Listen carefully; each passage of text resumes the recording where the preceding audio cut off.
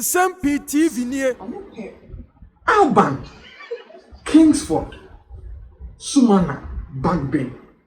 Na ene Odine nsem etu dwawie na mahye bedwafo ehia wo ho na pressmen enso hia wo ho no na obi ekwan tum se obi apebia omusa no na one of Joy News representatives ebusan say Alban Attorney General you say wa file suit e dey etia regarding single source procurement process bia o embark on one fund right processes I was saying count 300,000 Ghana cedis be a bobudi sikebi adi ko procure one kasa lawyer sorry so be different wa Ghana mremu all government agencies it is Attorney General who defends them.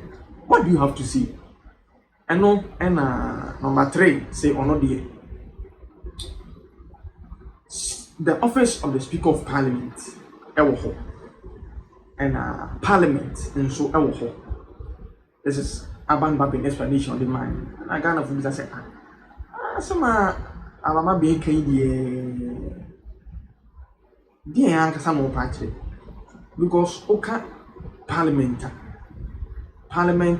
is the Speaker of Parliament and 275 members of Parliament. Omune kabum emane Parliament. That is why Speaker of Parliament and the presiding powers any BBR. And to say any Speaker office in Sinche, any Parliament in Sinche, and in tea and how far one Cassan lawyer, Nandi Hankasana Hopanche. Yentie said the reaction is not easy by and then someone one Cassan to the fasa see to you. Particularly the chief whips. Look at that letter. He's the Attorney General. He did his service in Parliament here. I was leader then, when he was doing his service here. Yes. So I know him very well before he became Attorney General. Read that letter carefully. And that's one of the things they are missing. There's vast difference between Parliament as an institution and the office of the Speaker. The Speaker is the party before the Supreme Court, not Parliament. So as Speaker, when the Attorney General is taking a different position from my position, I should still contract him as my counsel.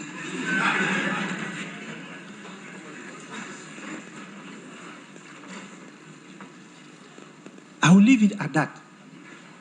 Once I'll meet the Attorney General and I'll tell him my peace of mind on some legal issues and pronouncements he made at the Supreme Court. You know, Attorney Generals must be respected as learned. But it should not be part of what Obama referred to. Not me. It will not work. Number 4.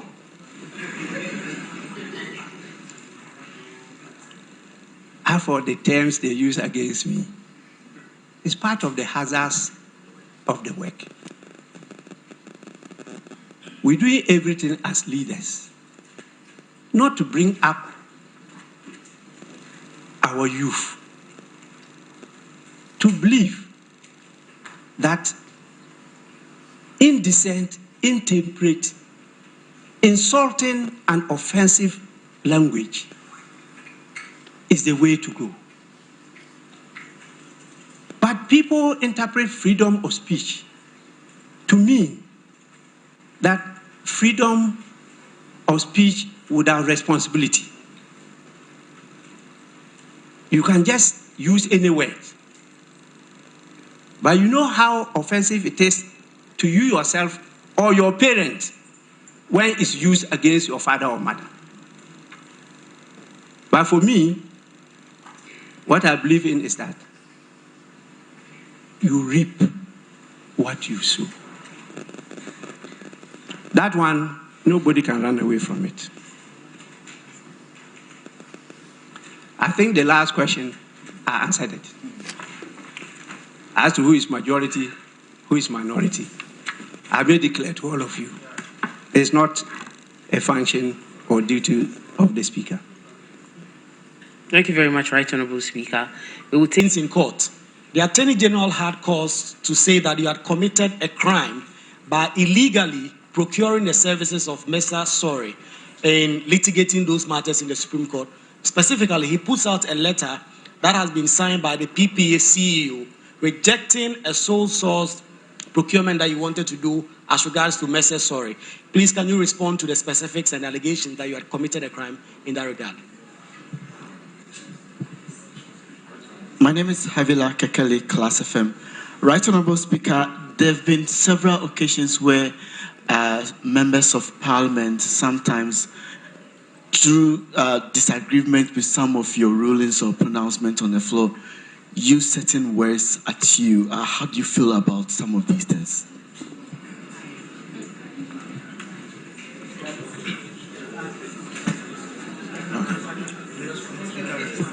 Mr. Speaker, we will respectfully take a fifth one.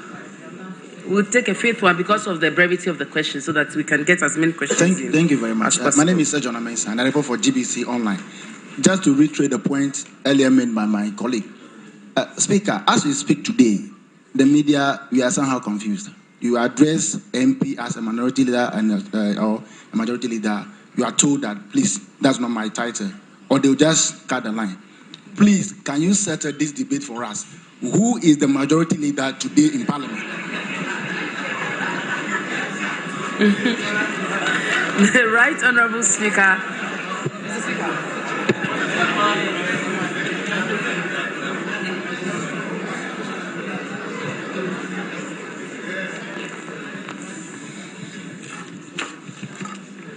These are very interesting questions. The first one is easy. It's a fresh instructions to the clerk to Parliament to resubmit the bill to the President. I'll leave it at that. The second one, please, it's not part of the duties of a Speaker to decide where an MP should sit in Parliament. It's not my duty. That determination in Ghana's situation, in various parliaments, these things we are talking about, majority side, minority side, don't exist any longer. That's why in my ruling I use the term old school. The British model, government, opposition, benches, and a carpet in between them. And so when you are shifting your political leaning, you have to cross that carpet to the other side. And that is why you have the term carpet crossing. Our parliament is not arranged in the form of government and opposition. And Ghana don't like the term opposition.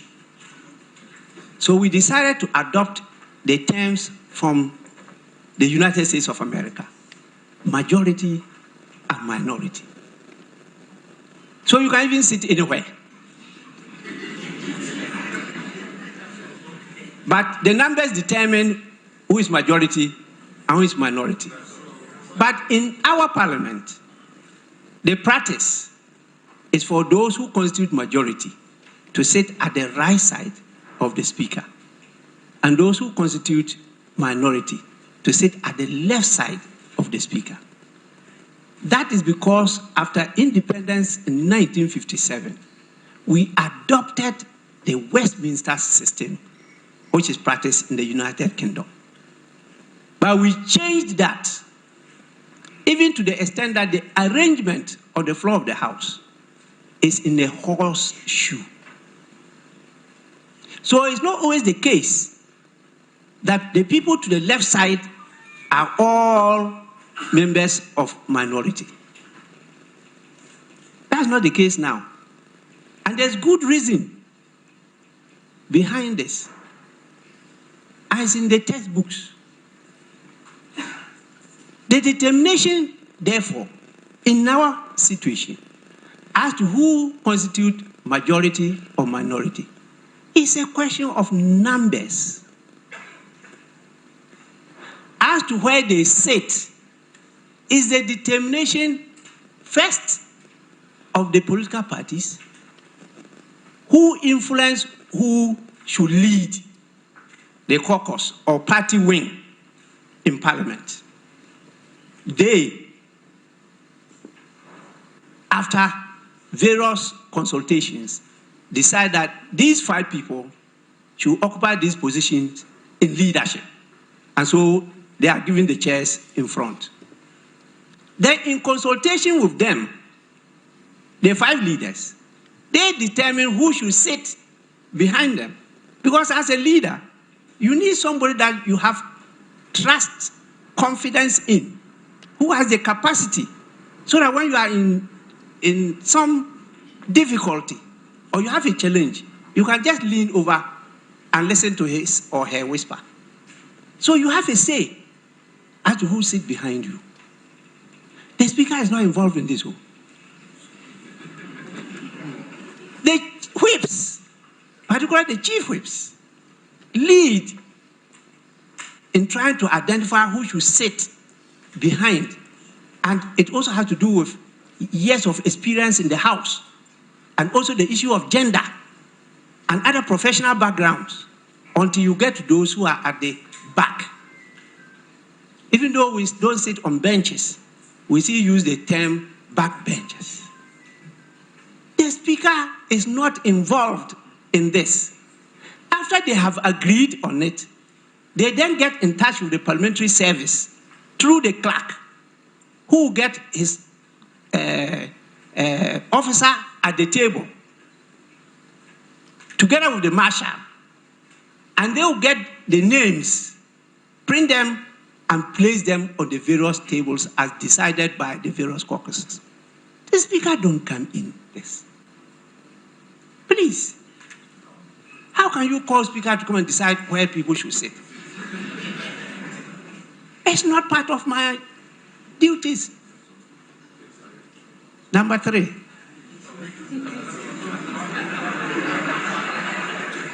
I will plead with you. Go and look at that letter. Only think about today. Also think about tomorrow when you are doing some of these things. And for me, as I sit here, I thought the focus of those in government shall be about government business, not even the position they occupy. Which is more important? It's government business. And for the position you occupy, if you work well, you may even get a higher position. It's the good people of Ghana who will decide. So I'm surprised that some people are focused on that one. But tomorrow, you will hear from me. We are bringing proceedings to a close, but I see our that parliament so far is transformatory. In fact, this is a parliament, I've been from the 1st to the 8th. The 1st was foundational.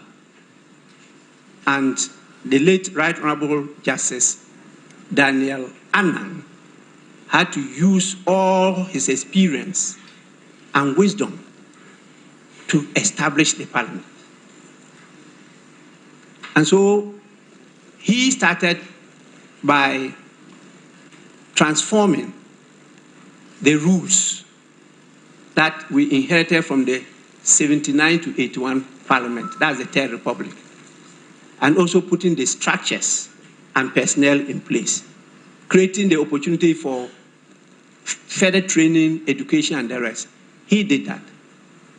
The second parliament, led by the late Right Honorable Peter Alajete, focused on trying to strengthen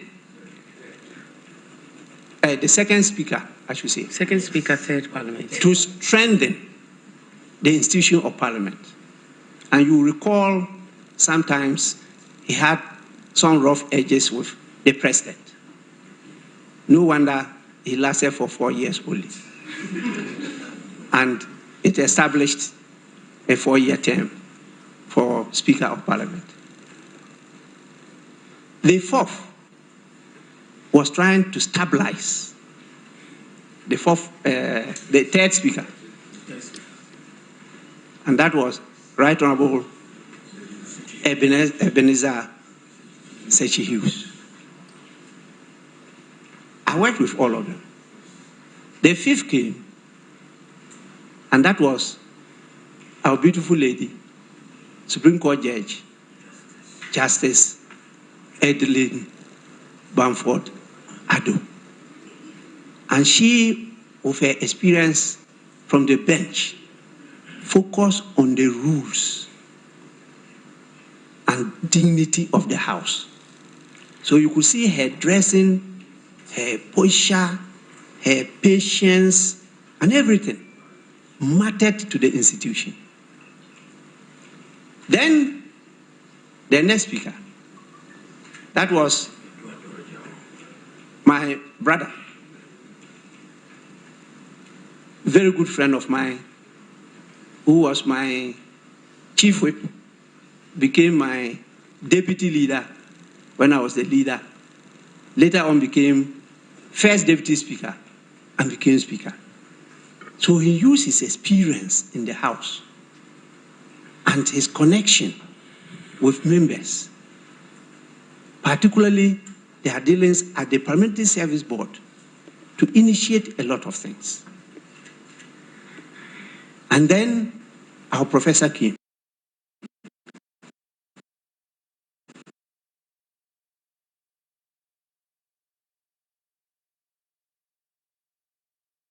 In 1990 to take us on issues in the University of Ghana, the political science department. So we studied together. I knew him long before he came.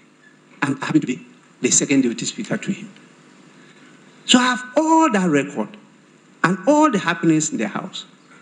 And I saw how we struggled to change the rules of the game. But before I became speaker, the voters changed the rules. And so you now don't have a majority where you can just sit down and just put the question, and you are sure the ayes have it. And so most of the time, there is no day that I will go and preside without calling the leaders to my lobby for us to go through the agenda of the day, which is usually captured on what? The order paper, yellow. This is what is on the paper, cut from the business statement.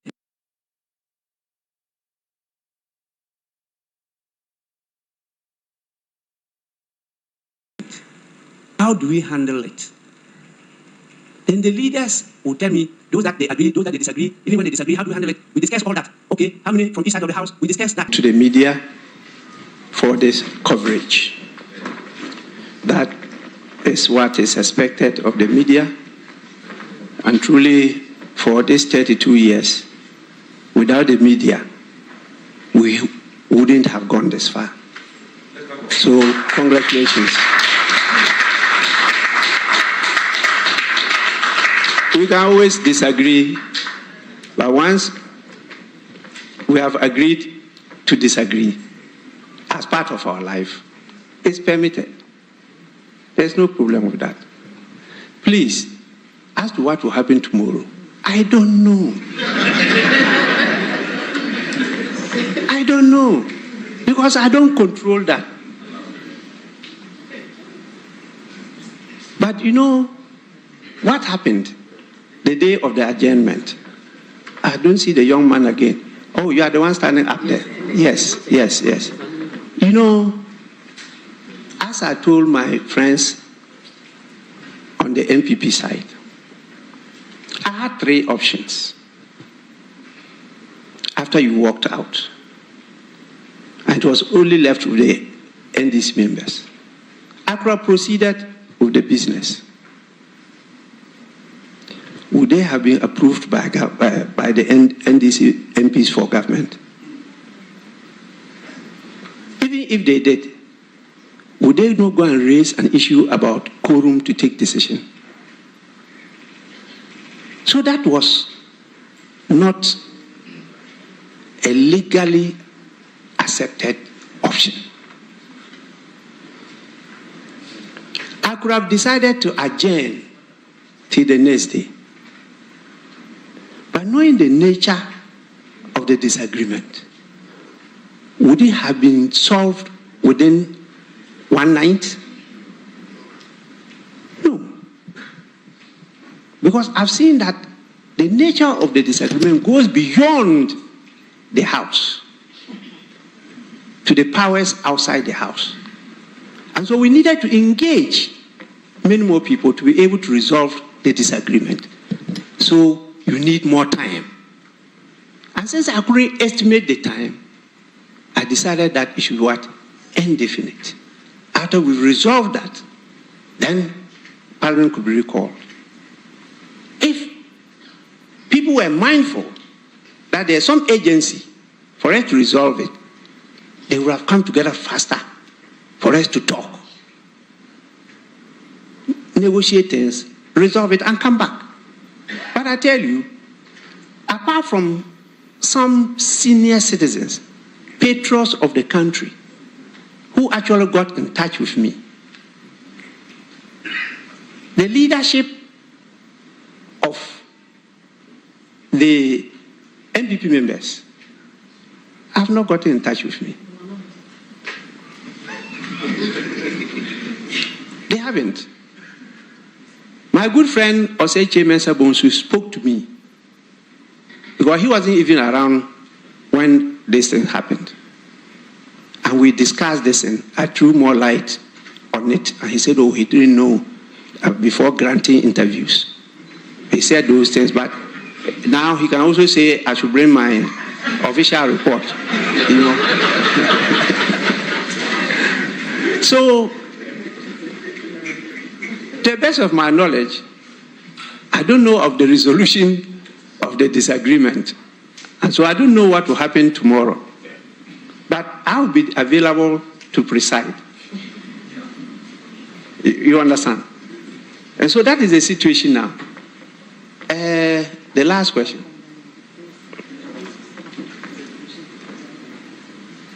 Proposal.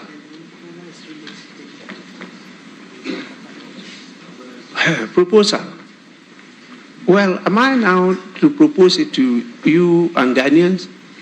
Or I should have been making the proposals to the parties so that they can be negotiating and compromising? I think that's the best way to do.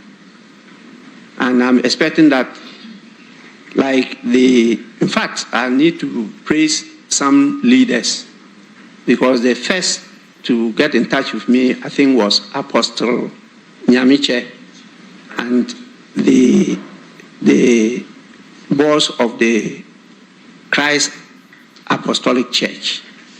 They were the first to come to express concern and had a lengthy discussion.